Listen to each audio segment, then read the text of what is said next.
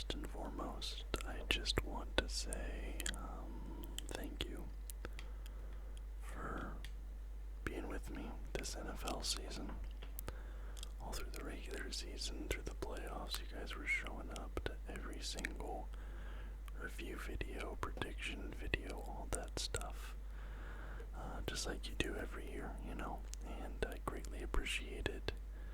Means the world to me, and these NFL videos are kind of my big, view generators, subscriber generators. They're the backbone of my channel, right? So, thank you guys for the third, now, NFL season with me. And I hope that you guys stick around for all the other types of content we'll be putting out even after the NFL season's over. But talking about this Super Bowl game, I took a lot of notes on this game. This page, front and back, and then this page. I usually don't take this many notes, but I took 3 pages of notes here, and I was honestly expecting this to be a pretty boring Super Bowl, but as a neutral, so not counting the Seahawks Super Bowls, in which I have a rooting interest. Obviously one of those went very well. One of them went very poorly. But all the Super Bowls that I've watched as a neutral, this is probably the second best Super Bowl in recent memory. My friend and I were talking about it. We're like, is this the best Super Bowl that's happened in the last 10 years? But the only one I can think of that's better than this is the Eagles winning it with Nick Foles, the Philly special, that whole thing. For me, that's still a better game than this. But this was the second best Super Bowl, just behind the Philly special one, in my opinion. And let's get into it. I have some notes here that I took, obviously, and I also have some other things I want to talk about as well. So, the 49ers get the ball first. Offense comes out strong, 4 big plays in a row. Christian McCaffrey gets 3 out of the first 5 touches to start the game, but then Christian McCaffrey fumbles. Chiefs recover. It's only his 3rd fumble of the entire year. The Chiefs' offensive play calling is suspect on that drive. They go 3 and out. Then back-to-back flags set up 2nd and 27 for the 49ers. Debo is short on the 3rd and 20. 49ers forced to punt. Then there's a false start on the punt team, rather, not a false punt. But Purdy is 5 for 5 to start the game. Mahomes gets sacked on the next Chiefs drive, and then they have a little short screen pass that goes nowhere for the 2nd time that game. I don't think the screen passes worked a single time this game, but they called him a handful of times, and every time I was just like, what are you guys doing right now? And I just said, what is this Kansas City offense? Question mark, exclamation point. I honestly, at the first half of this game, I was convinced. I was like, well, the first half of this game, I was like, yeah, the Niners are going to run away with this game. San Francisco converts the 3rd and 9 and a big pass to get into Kansas City territory. There's a huge sack on Brock Purdy. That sets up a 3rd and 14. Purdy goes deep to the end zone, no good.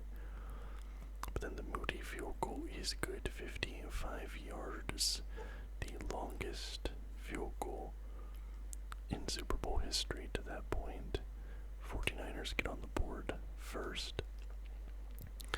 And then Mahomes has probably the best pass of the entire game for either quarterback. Mahomes has a 52-yard bomb that puts Kansas City on the doorstep. Then Pacheco fumbles the ball and San Francisco recovers. honestly, at that point, I was like, this game might already be over for the Chiefs because that felt like such a backbreaker to me.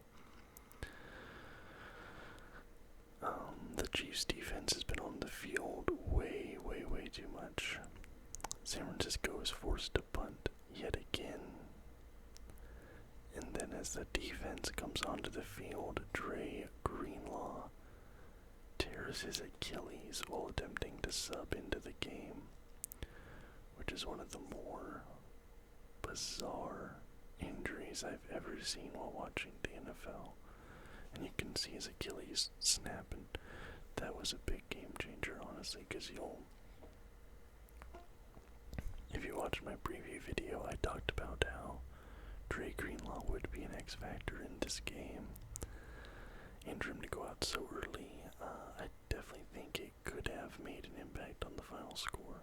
I'm not saying it absolutely did, but it could have been. And he'll probably be out all of next season as well, which is really unfortunate given the timing of the injury. Mahomes is pressured, he's hit, and then there's an intentional grounding that felt like Kansas City was unraveling at that point. 3rd and 16, Mahomes gets hit again, and I talked about going into this game how Mahomes had such a low sack rate, but he was getting hit all over the place this game in the first half.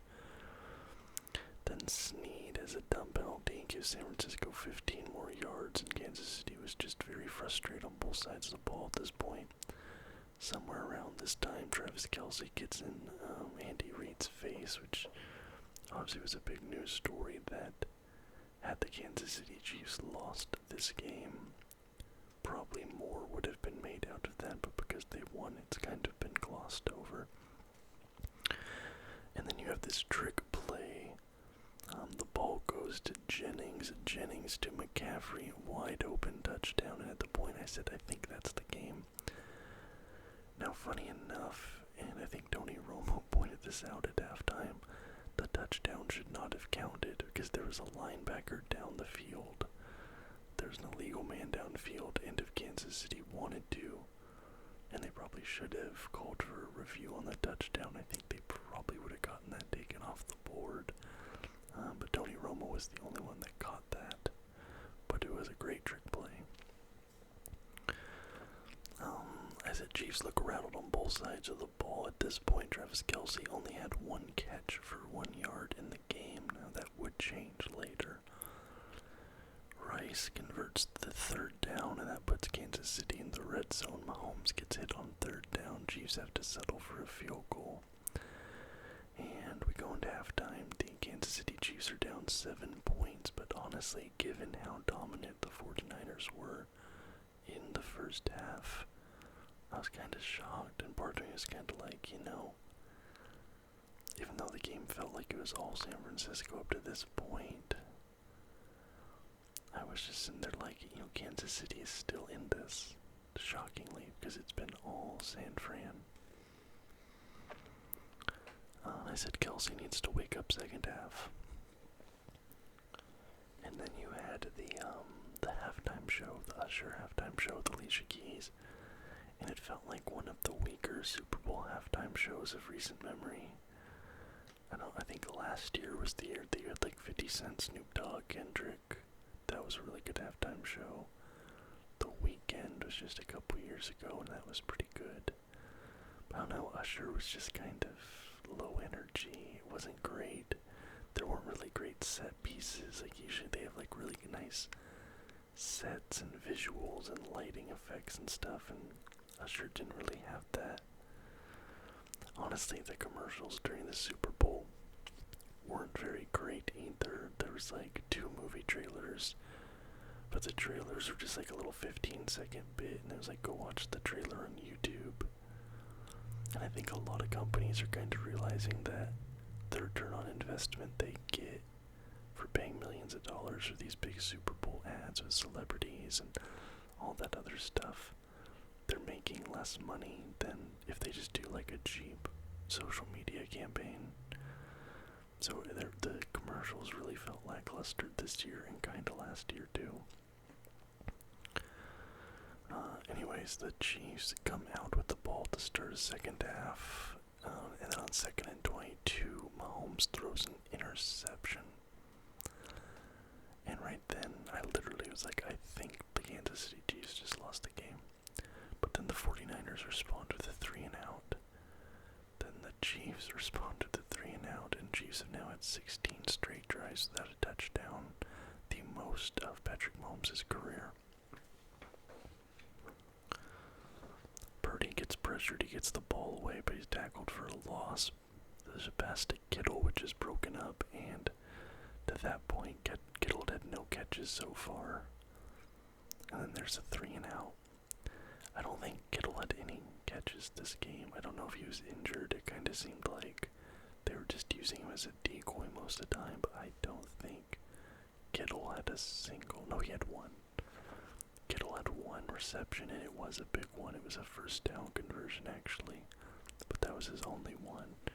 I definitely think he was playing hurt. Then Deebo Samuel is down. It looks like a pretty bad injury.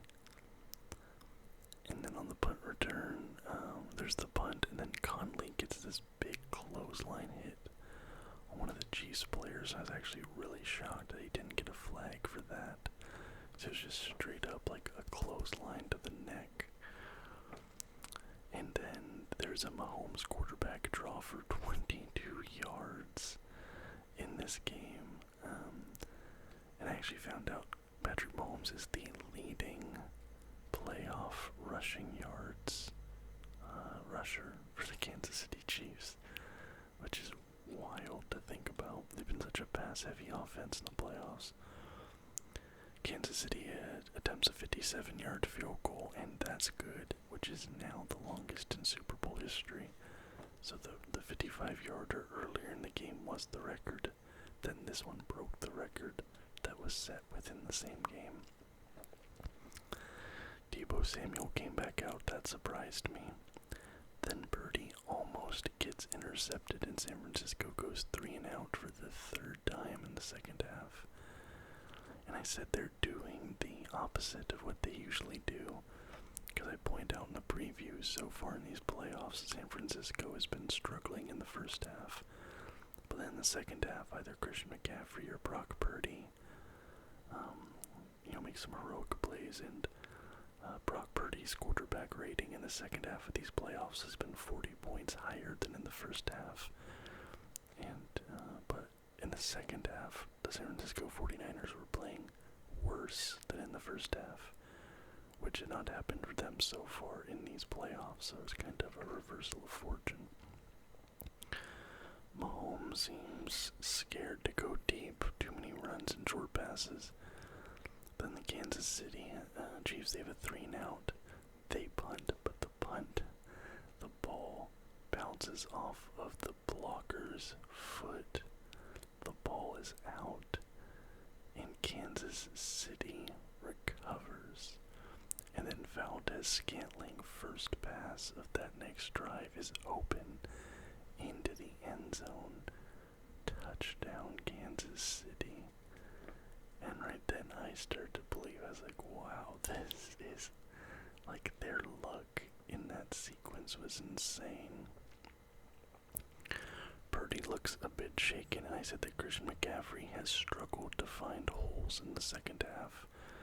And we'll talk a little bit about Christian McCaffrey and the coaching after I get down with my list here.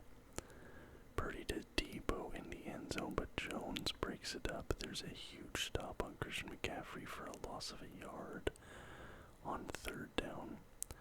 San Francisco goes for it fourth and third. Kittle converts it, and that's the one reception Kittle had was a fourth down conversion, so that's the one to get if you're going to get one. And then, huge play from Jennings. He breaks through the tackle and powers into the end zone for the touchdown.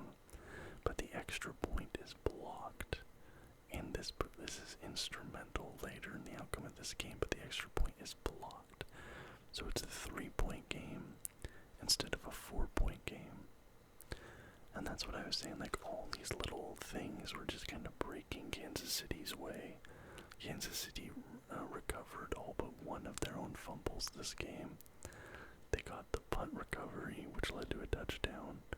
They blocked the extra point kick. Like, there's a bunch of lucky breaks going the way of the Chiefs. 3rd and 10, a wide open Travis Kelce gets the first down. He finally starts doing something. Kansas City receivers are finally starting to get open, and they march to the goal line. And it felt like at this point, the San Francisco defense was starting to soften up a bit in the second half. In the first half, Mahomes was getting pressured a lot. He was getting hit a lot. And in the first half, Chase Young and Nick Bosa, their names were being said all the time. They were all over the field, disrupting plays, creating pressure.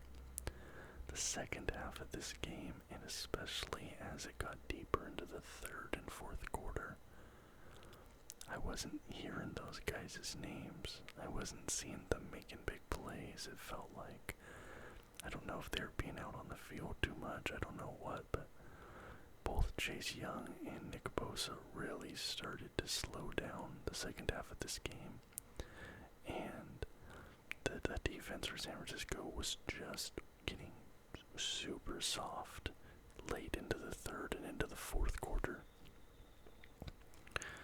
Chiefs field goal ties the game, 5 minutes, 46 seconds left to play. Purdy's pocket, though, has been way too clean. Chiefs not getting pressure on the O-line on passes. 2 minutes left in the game, 3rd down. San Francisco is in field goal range. Purdy gets pressured, it's incomplete. Moody gets a 53-yard field goal, that is good. It is now 19-16 in favor of San Francisco, 1 minute, 53 seconds left. As that's all in Mahomes now. Kansas City starts marching. They easily get down to the field goal range in less than a minute, 55 seconds left. 3rd and 7, there's 16 seconds left. Travis Kelce to the 10-yard line. 9 seconds left, 29-yard field goal, good. Overtime. And there was a play there that Rashee Rice was wide open on, and that could have been the touchdown and the game. And again, if this game ends a different way, there's a couple moments there that Kansas City would reflect on as negatives, but fortunately for them, they don't have to. San Francisco gets the ball to start overtime, and this is our first game with the new overtime rules, which is very interesting. Instead of the traditional first touchdown wins, if you get a field goal, they get a chance to respond to the field goal or touchdown, whatever. It's another game, 4 quarters. If you get a touchdown, they have a chance to respond. Alright? And the interesting thing is, hold on.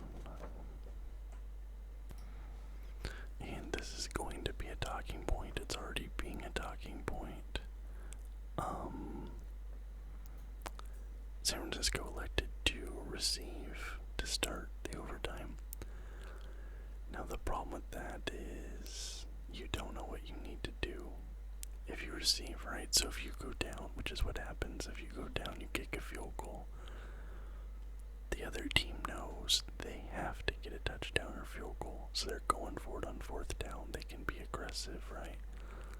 So it behooves you to defer if you're going into these new overtime rules, because if they only get a field goal, you can play a bit more conservative. You can play for the tie. You can, you don't have to do whatever. Now, the justification is that the defense had just been on the field and the defense was tired. And I do get that, but it still seems like the wrong choice. Right away in the OT, there's a fumble. Or it looks like a fumble, but it ended up the ball was hitting the ground. And San Francisco looked really shaky to start overtime. There was a false start. And then they did a run down the middle on 2nd and long. On 3rd down, the ball was batted down. And right then it looked like that could have been it, but there was a holding call that gave San Francisco a 1st down. A really lucky call for them, because that first drive, they did not look good. George Kittle goes back to the locker room injured after that. 3rd and 2nd, Ayuk converts the 3rd down.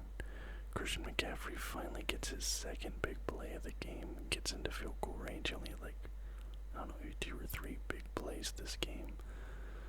Kansas City did a great job of containing him and coaching as well. We'll talk about it. Kittle comes back into the game. 3rd and 4, Purdy gets pressured incomplete to the end zone, and Moody gets a 27-yard field goal. It's good. Chiefs have their future in their hands, and at this point I was just pacing back and forth in front of the TV. My heart was pounding like I was in neutral and I couldn't sit still. 1st down, and the Chiefs run down the middle. Not sure why they did that. 4th and 1, Mahomes runs, converts, huge. Rice converts a 3rd down. The rookie was massive this game. Puts the Chiefs into field goal range. Mahomes runs down to the 13-yard line. Inside pass to Kelsey. He powers ahead for the 1st down. And then Mahomes to Hardman, wide open, into the end zone. Touchdown. Kansas City wins. Back-to-back Super Bowls. 3 of the last 5. First time a team goes back-to-back in 20 years. And that was the 7th longest game in NFL history. Mahomes is now, in my opinion, at worst, the 3rd best quarterback in NFL history. And I think you could easily make an argument to put him at 2. The only person, in my opinion, that Patrick Mahomes has left to potentially surpass is Tom Brady. Patrick Mahomes is the only quarterback besides Tom Brady to win 3 Super Bowl rings before the age of 29. And, looking at it, Mahomes can get potentially 3 more.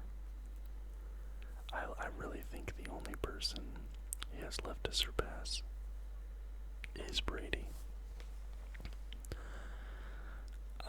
Some people, going into this season, some people still had Rodgers ahead of him. I think he's well ahead of Rodgers now. Literally, some people I think would put, Montana at 2, maybe. I could see that, but in my opinion, I don't know. I'd still, let's see. I think he's better than Peyton. He's better than Peyton now for sure. Who do these people have it? I'm just looking at this list. I want to see where they put Aaron Rodgers at 8, Peyton, Joe Montana.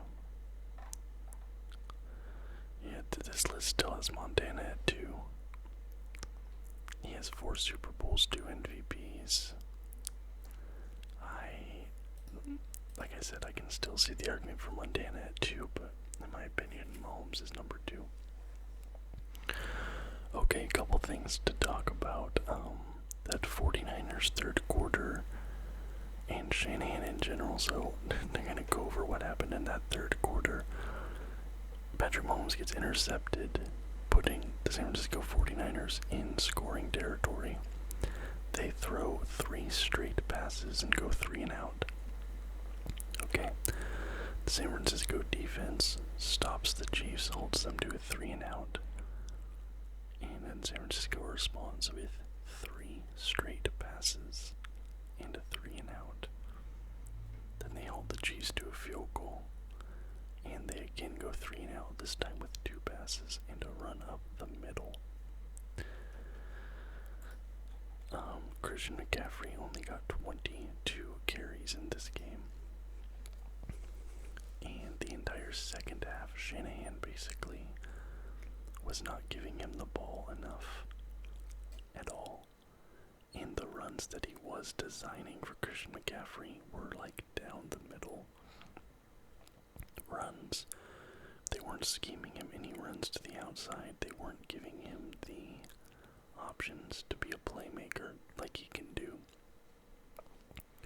He is one of, if not the best, offensive playmaker, most versatile offensive player in the NFL. He just won Offensive Player of the Year. Instead of just putting the ball in his hands and letting him work, Kyle Shanahan was giving the ball to, and I'm sorry for saying it, his average at best quarterback to try and beat Patrick Mahomes. And okay, like I said, a few lucky bounces, whatever, but Christian McCaffrey, simply put, did not have the ball in his hands enough times in this game. And that's on the play calling, and that's on Kyle Shanahan. Shanahan is now 0-3 in Super Bowls. Once as an offensive coordinator, twice as head coach at the 49ers. He refuses to run the ball down the stretch.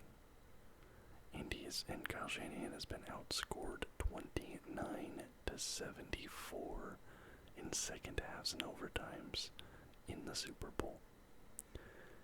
And I'm going to say that again. In second halves and overtimes, just of Super Bowl games, Kyle Shanahan has been outscored 29-74. And I think Kyle Shanahan is one of the best coaches in the NFL. He is one of the best offensive minds in the NFL. But he has that problem that a lot of coaches have, where they out-coach themselves. He wants to be smart. He wants to be the smartest coach in the room. He wants to have the best trick plays. He wants to be the smartest guy in the room. So he wants to get creative with it. And that's when it all falls apart. And the Chiefs won this game on the exact same play that they used against the Eagles last year. And I believe it's a play called Corn Dog. It's a fake motion where there's pre-snap motion. The receiver comes, let's say the receiver is here on the line. The receiver comes in, bringing the defender with him, right? He's mirroring. And as they go into the line of scrimmage, where there's obviously some obfuscation, then the receiver cuts back. So the movement looks like this. They come in, and then he goes out like this. And the defender, in this instance, and against the Eagles, he loses the defender, hands wide open to the end zone. I believe the play is called Corn Dog. Final score in this game is 22-25 in favor of the Kansas City Chiefs. Brock Purdy had 23 completions on 38 attempts, 255 yards, 1 touchdown, 0 picks. Patrick Mahomes had 34 completions on 46 attempts, 333 yards, 2 touchdowns, 1 interception, and Patrick Mahomes becomes the first quarterback in NFL history to win the Super Bowl while having the highest cap hit on his team, which obviously has been a big talking point in recent years. The Chiefs, in my opinion, are officially a dynasty. Like I said, Patrick Mahomes is at worst the third best quarterback of all time. I will put him at number 2. And now he's just chasing Brady. And it's wild that he's even in that conversation, but he is. He is.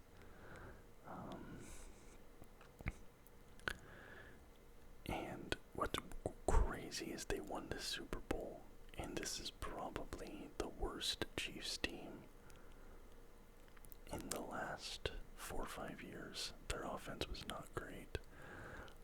This draft, this offseason, they're going to be focusing on receivers. I think they probably need to try and get a new center because Creed kept snapping that ball way too low. But they can get even better, which is crazy to think about. And for the 49ers, this one stings, I think, because they've given up a lot to get here. asset cabinet is running a little bit thin. Because they gave up all those picks to get Trey Lance, ended up getting rid of Trey Lance. They gave up the assets to get Christian McCaffrey. You know, they've spent a lot of capital to build this team. They have a very talented team. I think this year was their biggest window. I think next year their window is still open. But I think after next year things could get tricky because Brock Purdy is going to want to get some money. Especially because of how much he's been hyped up by San Francisco. But I don't think he's worth what he's going to most likely ask for.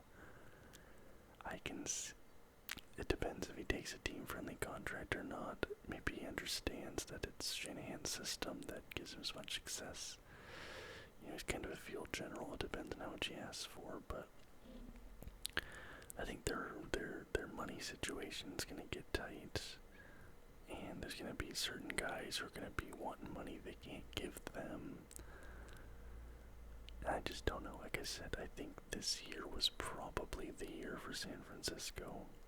I think next year can be the year for San Francisco, but it feels less certain. I feel like the NFC is going to be tougher next season than it was this season. I think they'll have a harder time getting out of the NFC than they did this year. And they struggled this year to get out of the NFC, right? It took 2 game-winning drives to get them here. But I think after next year it's going to be rough, and I think they might do maybe not a full rebuild, but a retooling. But we'll see what happens with them anyways. As a neutral, it was a great game. I thoroughly enjoyed it.